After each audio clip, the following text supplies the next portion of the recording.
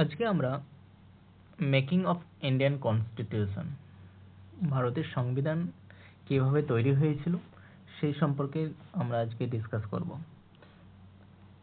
Making of Indian constitution.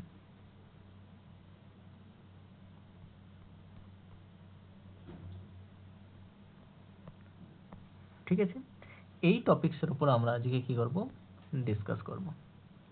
চলো, খুব দেরি না করে আমরা গুরুত্বপূর্ণ কিছু তথ্য আমরা আজকে জেনে।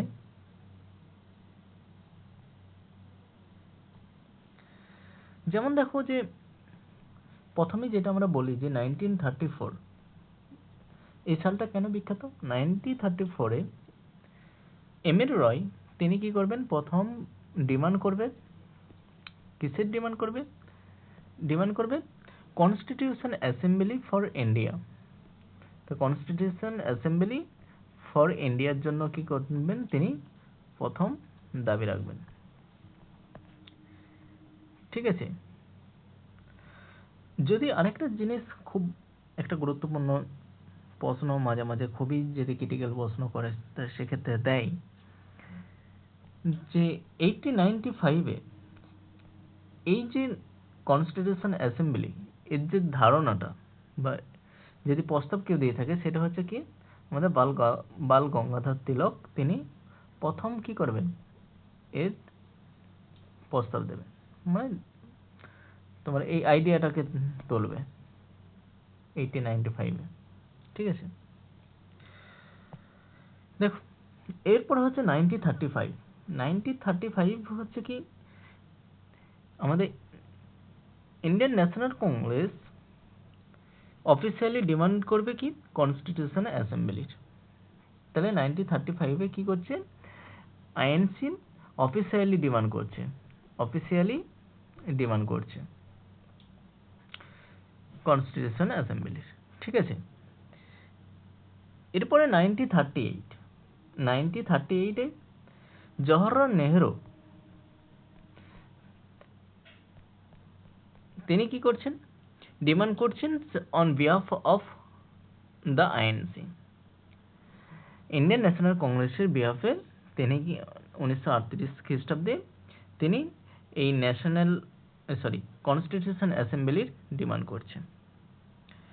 এরপরে 1914 কেন গুরুত্বপূর্ণ, আমরা জানি যে 1940-তে কি হয়েছিল, আগস্ট অফার এসেছিল, তাই না, আগস্ট অফার। এই আগস্ট অফারে ডিমান্ড অফ কনস্টিটিউশন অ্যাসেম্বলি যেটা অ্যাকসেপ্টেড হয়েছিল এবং রিজেক্টেড লেটার বাই হচ্ছে কি, কারা রিজেক্ট করেছিল পরে কারা আইএনসি আর হচ্ছে মুসলিম লীগ। আর মুসলিম লীগ করছে কি, পরে এটাকে কি করছে, রিজেক্ট করে দিচ্ছে। আর এই সময় 1940-তে আগস্ট অফারের সময় যদি বলে যে ভাইসরয় কে ছিল, ভাইসরয় তখন কে ছিল, লিন লিথগো। ঠিক আছে, এরপরে দেখো 1942 কি জন্য বিখ্যাত, আমরা জানি যে 1942-তে কি আসছে, ক্রিপস মিশন আসছে। কি আসছে, ক্রিপস প্রপোজাল, তাই তো, যেটা কার দ্বারা আসছে, বাই স্ট্যাফোর্ড ক্রিপসের দ্বারা, যেটা কি করবে, আর ড্রাফট প্রপোজাল অন হচ্ছে forming of an independent constitution. আর এটা কারা রিজেক্ট করবেন, তাহলে এই আমাদের 1940-তে যে ক্রিপস প্রপোজাল এসেছিল বা ক্রিপস মিশন যেটা আসছিল সেটাও রিজেক্ট করবেন আইএনসির দ্বারা। যার ফলে কি হবে, আইএনসি কি করবে, এটাকে রিজেক্ট করবে, এটাকে কি করবে না, মান্যতা করবে না।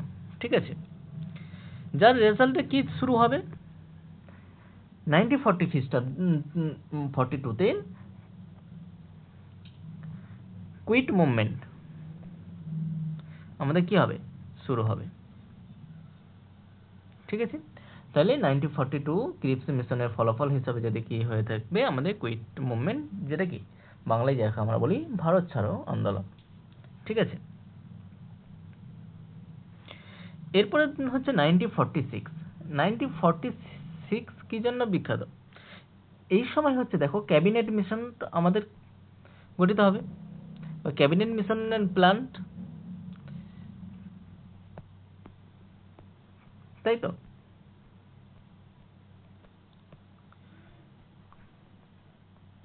ক্যাবিনেট মিশন প্ল্যান, এখানে কি হবে, let the ground work for the হচ্ছে কনস্টিটিউশন অ্যাসেম্বলি মেম্বার্স।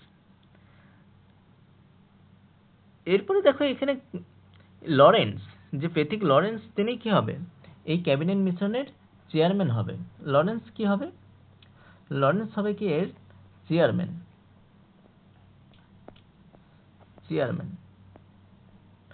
ঠিক আছে, এছাড়াও হচ্ছে স্যার স্ট্যাফোর্ড ক্রিপস অ্যান্ড হচ্ছে এভি আলেকজান্ডার, আরো দুজন কি থাকবে, মেম্বার এর সাথে যুক্ত থাকবে। এরপরে আমরা কিছু গুরুত্বপূর্ণ ডেট বা সাল, যেগুলো আমরা কনস্টিটিউশনের ক্ষেত্রে, কনস্টিটিউশন অ্যাসেম্বলির জন্য খুবই গুরুত্বপূর্ণ, সেই সম্পর্কে আমরা বিস্তারিত আলোচনা করব। তাহলে important dates in constitutional assembly, ধরো আমি বলছি 9th ডিসেম্বর 1946, তাই তো? তাহলে এই সময়ে বা এই ডেটে কি হচ্ছে, ফার্স্ট মিটিং হচ্ছে কনস্টিটিউশন অ্যাসেম্বলি, যেখানে কি হচ্ছে, Muslim League boycotted the first meeting in হচ্ছে কনস্টিটিউশনাল অ্যাসেম্বলি। ঠিক আছে, এইখানে কি করবে, এখানে হচ্ছে যে এই মিটিংকে মুসলিম লীগ কি করবে, বয়কট করবে, মুসলিম লীগ কি করবে না, পার্টিসিপেট করবে না। আর ডক্টর সচিদানন্দ সিনহা, যিনি কি একজন ওল্ডেস্ট মেম্বার ছিল, তিনি অ্যাজ এ টেম্পোরারি চেয়ারম্যান হিসাবে এখানে কি হবে, যুক্ত হবে। তাহলে ডক্টর সচিদানন্দ সিনহা তিনি কি করবেন, অ্যাজ এ টেম্পোরারি আমাদের চেয়ারম্যান হিসাবে যুক্ত হবে। ঠিক আছে, এরপরে 11th ডিসেম্বর 1946, এই সময় কি হচ্ছে, ডক্টর রাজেন্দ্র প্রসাদ তিনি কি করছেন, অ্যাজ এ প্রেসিডেন্ট হিসাবে ইলেক্টেড হচ্ছেন অ্যাসেম্বলিতে। তারপরে ভাইস প্রেসিডেন্ট হিসাবে কজন থাকবে, দুজন থাকবে। একজন হচ্ছে কি এইচ.সি. মুখার্জি, আর কে থাকবে, আর দ্বিতীয় নম্বর থাকবে হচ্ছে কৃষ্ণামাচারী, ভিটি কৃষ্ণামাচারী। ঠিক আছে, কৃষ্ণামাচারী।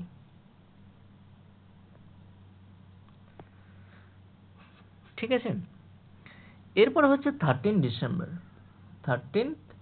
ডিসেম্বর 1946,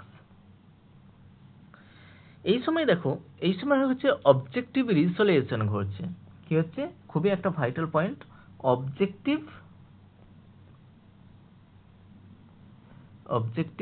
রিসোলিউশন। এই অবজেক্টিভ রিসোলিউশন কে ইন্ট্রোডিউস করবেন, জওহরলাল নেহরু তিনি কি করবেন, এই অবজেক্টিভ রিসোলিউশনের ইন্ট্রোডিউস করবেন। ঠিক আছে, এটা একটা খুবই গুরুত্বপূর্ণ কোশ্চেন। এরপরে দেখো 2nd সেপ্টেম্বর 1946,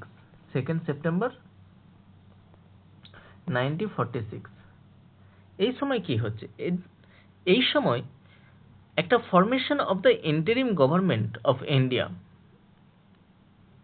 অস্থায়ী একটা কি হবে, অস্থায়ী সরকার গঠন করছে। ঠিক আছে, অস্থায়ী সরকার, ভারত সরকার একটা কি হচ্ছে, গঠিত হচ্ছে, অস্থায়ী ভারত সরকার একটা কি হবে, এই 2nd সেপ্টেম্বর 1946 গঠিত হচ্ছে। ঠিক আছে, চলো নেক্সট ডে হচ্ছে কি আমাদের 26 নভেম্বর 1949।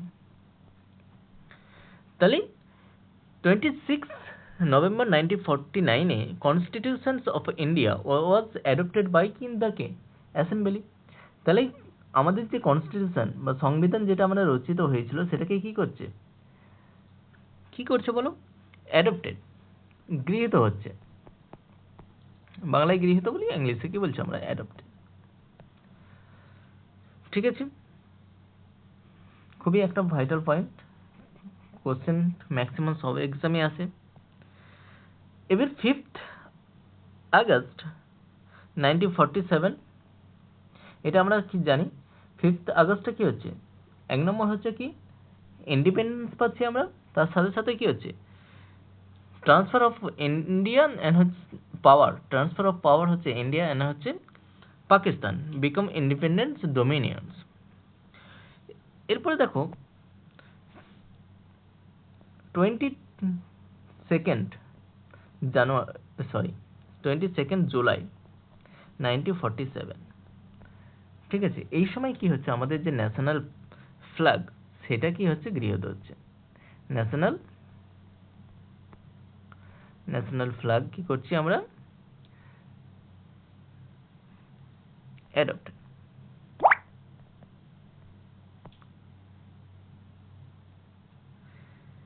ঠিক আছে,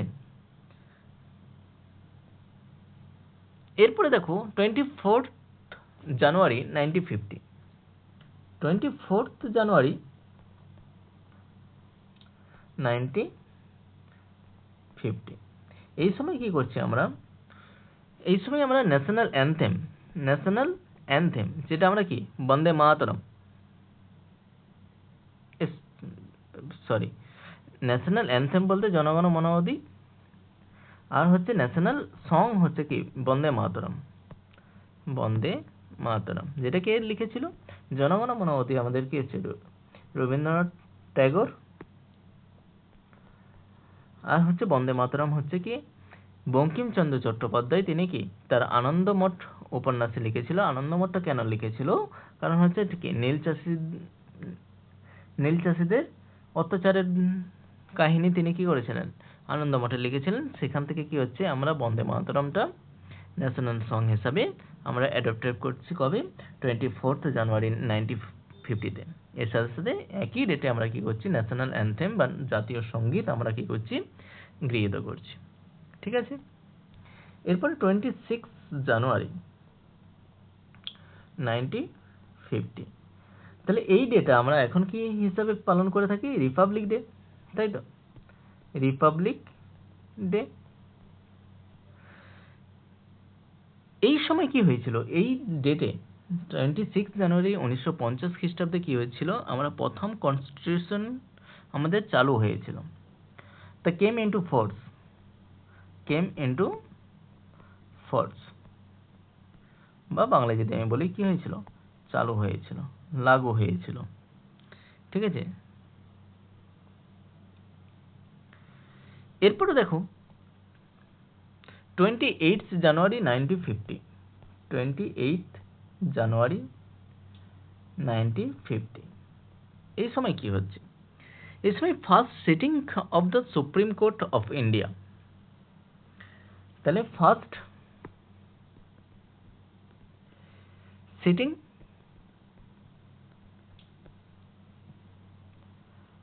of the Supreme Court of India।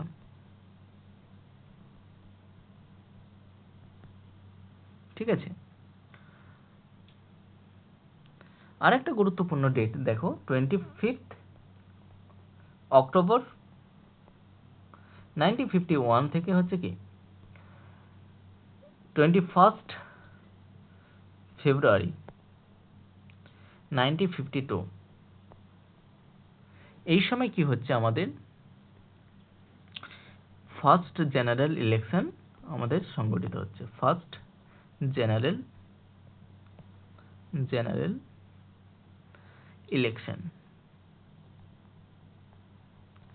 Election সংগঠিত হচ্ছে। ঠিক আছে, মনে থাকবে, মনে থাকবে, ঠিক আছে। এরপর দেখো ক্যাবিনেট মিশন। ক্যাবিনেট মিশনটা কি? যদি আমি বলি যে Stafford Cripps, Pethick Lawrence, Alexander, তিনি কি কি করেছিলেন? ফর্মড আন্ডার হচ্ছে cabinet mission plans in November 1946, তাই তো? এই যে ক্যাবিনেট মিশন যেটা হয়েছিল,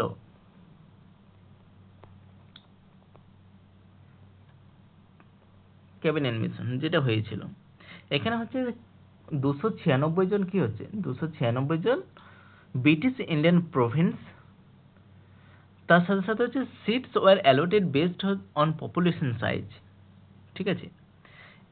এর বার্তা কি দিয়েছিল, মানে 296 হচ্ছে ফ্রম ব্রিটিশ ইন্ডিয়ান প্রভিন্স, তার সাথে সাথে হচ্ছে সিটস ওয়ার অ্যালোটেড হচ্ছে based on population size, population সাইজের ওপর কি হচ্ছে বেস করে কি হচ্ছে তার সিট দিচ্ছিল। Mahatma Gandhi was not a members of the constitution assembly. এটা একটা খুবই গুরুত্বপূর্ণ একটা কোশ্চেন, যে মহাত্মা গান্ধী তিনি কি ছিলেন না, কনস্টিটিউশন অ্যাসেম্বলির মেম্বার ছিলেন না, ঠিক আছে। এরপরে দেখো ইন্ডিপেন্ডেন্সের আগে, স্বাধীনতার আগে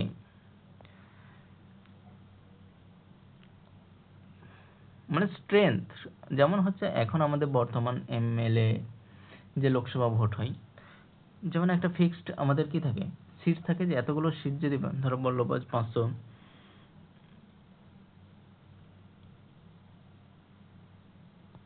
দেখো যে বিফোর ইন্ডিপেন্ডেন্সের সময় স্ট্রেংথ টোটাল ছিল 389, ঠিক আছে, যেখানে ব্রিটিশ ইন্ডিয়া ছিল কত, ব্রিটিশ ইন্ডিয়াতে 296, আর হচ্ছে গভর্নর প্রভিন্স যেখানে ছিল কি 292, আর হচ্ছে প্রিন্সলি স্টেট ছিল কত 93, আর একটা জিনিস হচ্ছে তোমার চিফ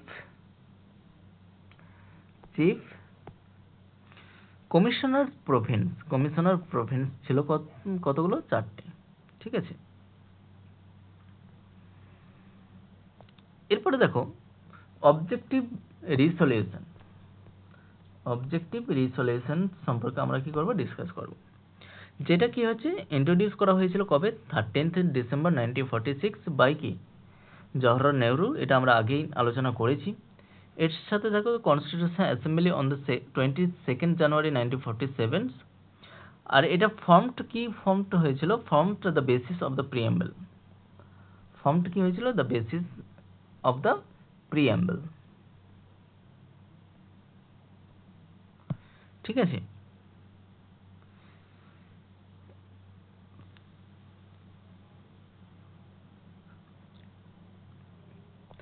এরপরে দেখো লর্ড মাউন্টব্যাটেন প্ল্যান,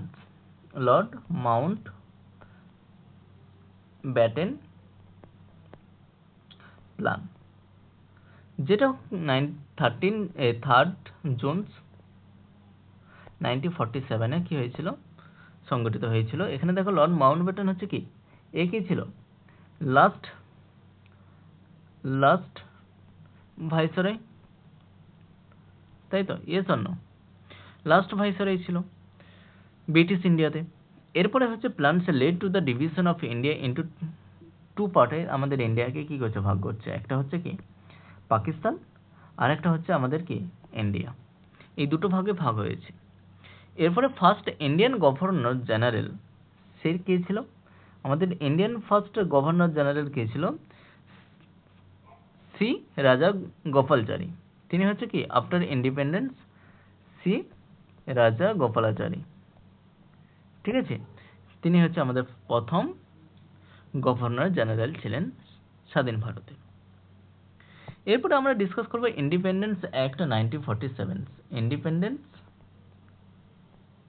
অ্যাক্ট 1947 সম্পর্কে আমরা কি করব, ডিসকাস করব। এখানে হচ্ছে যে কি হবে, যে passed under the British PMs কে ছিল? ক্লেমেন্ট অ্যাডলি, তাই তো? তখন ব্রিটিশ পিএম কে ছিল? ক্লেমেন্ট, এই প্রশ্নটা আছে কিন্তু, ক্লেমেন্ট অ্যাটলি, ঠিক আছে।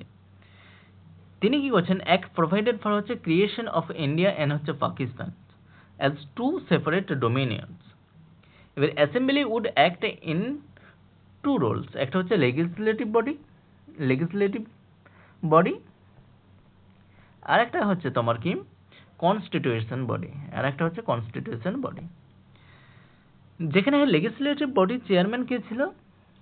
লেজিসলেটিভ বডির চেয়ারম্যান হচ্ছে জি.ভি. মাভালাঙ্কার, ঠিক আছে। আর কনস্টিটিউশন বডির চেয়ারম্যান ছিলেন ডক্টর রাজেন্দ্র প্রসাদ, তাই তো? মাভালাঙ্কার, আর হচ্ছে এটা আমরা জানি কে? ডক্টর রাজেন্দ্র প্রসাদ। এরপরে দেখো function performed by the constitution assembly, যদি আমি বলি যে মে 1949 এই সময় কি হচ্ছে? যে র্যাটিফাইড ইন্ডিয়ানস মেম্বারশিপ অফ দ্য কি কমনওয়েলথ, ঠিক আছে। এর সাথে সাথে আমি আরো কিছু তোমাদেরকে তথ্য দেব, যেমন হচ্ছে যে আমাদের কনস্টিটিউশন ক্রিয়েট করতে কতগুলো টোটাল আমাদের কি সিজন লেগেছিল? টোটাল সিজন কতগুলো লেগেছিল? এটা মাঝে মাঝে প্রশ্ন দেয়। তাহলে টোটাল হচ্ছে কি আমাদের 11 সিজন আমাদের কি হয়েছিল? সংগঠিত হয়েছিল। তার সাথে সাথে টোটাল ডিউরেশন কত ছিল? টোটাল ডিউরেশন আমাদের কনস্টিটিউশন রচয়িত করতে টোটাল সময় কতটা লেগেছিল? তাহলে 2 ইয়ার্স, এটা প্রশ্ন আছে, 2 ইয়ার্স 11 মান্থস আর 18 ডেজ, ঠিক আছে। এটা খুবই গুরুত্বপূর্ণ, এটা কি কোশ্চেন আছে আমাদের। এর সাথে সাথে আমি আরো দুটো জিনিস তোমাকে আমি বলছি, সেটা দেখে নাও। এক নম্বর হচ্ছে যে টোটাল এক্সপেন্ডিচার আমাদের কনস্টিটিউশন রচয়িতা করতে গিয়ে কত টাকা খরচা হয়েছিল? টোটাল সেই সময়ের বাজারে 64 লাখ টাকা আমাদের কি হয়েছে? খরচা হয়েছে, ঠিক আছে, 64। আর সেই সময় আমাদের কনস্টিটিউশনের কি সিল কি ছিল? আমরা সব জায়গাতেই সিল ইউজ করি না? সেই সিল হচ্ছিল কি এলিফ্যান্ট,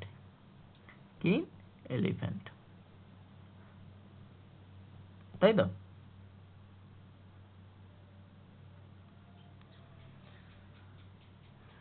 আজকে এতদূর পর্যন্তই। এর পরের দিন আমরা মেজর কমিটি, তারপরে হচ্ছে আরো যে সমস্ত আছে enforcement of the constitution, important facts, ঠিক আছে, এই সম্পর্কে ডিসকাস করব। ওকে, ক্লাস যদি ভালো লাগে তাহলে লাইক, সাবস্ক্রাইব এবং একটা ভালো কমেন্ট দিয়ে দিও।